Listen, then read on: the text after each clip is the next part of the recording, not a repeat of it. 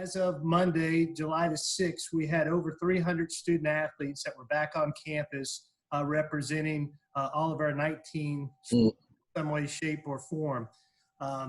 When I last met with each of you, I shared with you what I called our confidence plan for our student athletes to return back on June the 8th, starting with the football and our fall sports. That plan included our testing protocols, our facility cleaning, how we're going to staff those facilities, etc. What I can tell you is I truly believe that plan has worked very, very well.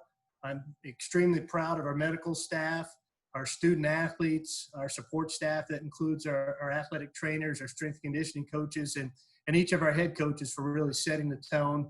And again, for our student athletes for doing an incredible job making an adjustment as they return to campus. And to give you a little feel to date, we've had less than 10 student athletes and 2 staff members who have tested positive for COVID, with all but one of those that were infected having returned to their workouts and/or work at this time. So again, less than 10 student athletes, 2 staff members, but only 1 active case right now. So meaning that all those that had tested positive have returned either to their voluntary workouts or to their work environment. And based on the contact tracing from those positive tests, we currently have about 20 student athletes who are still in some phase of their 14-day quarantine period, but each of those student athletes has tested negative.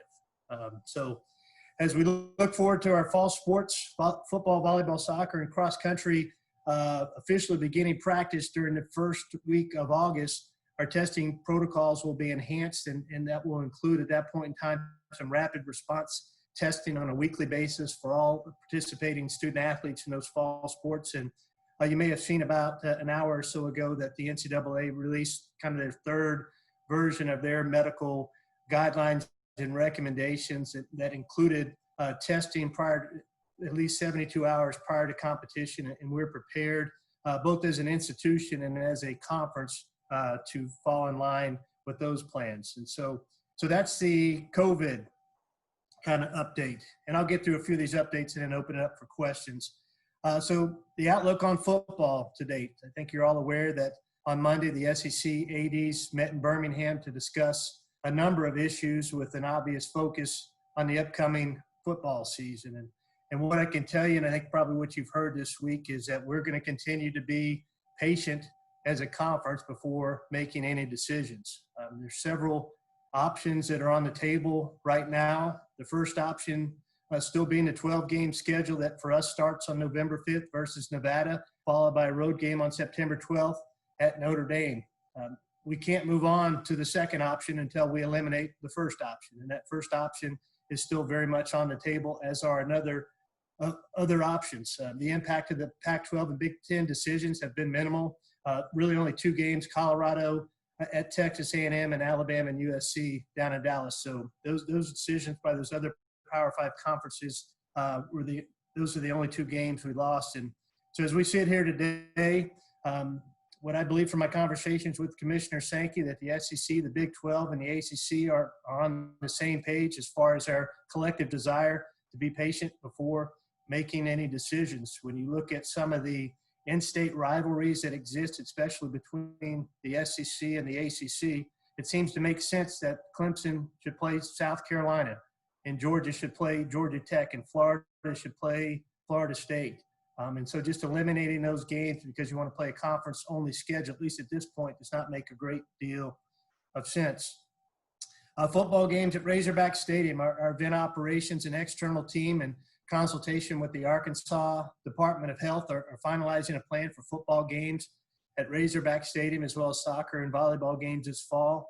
We're working toward a goal to be able to accommodate each of our close to 32,700 season ticket holders who make a choice to attend the games or to continue with their season tickets, along with our students and player families. Again, attending games this year is going to involve several changes. The first being mobile ticketing. There will most likely be some staggered entry times for fans, assigned entry gates. I think you will see defined directional movement of patrons on concourses and aisles, meaning when you're on the concourse, you'll go down one way and come back the other, and there'll be very little overlapping of traffic. And then we're working with Levy, our concession partner, to develop pre-packaged concession items, as well as potentially pre-ordered and prepaid concession items. The field's going to look different. The team box is now going to go from the 15-yard line to the 15-yard line. There'll be limited non-essential personnel on the sidelines, limited members of the media on the sidelines.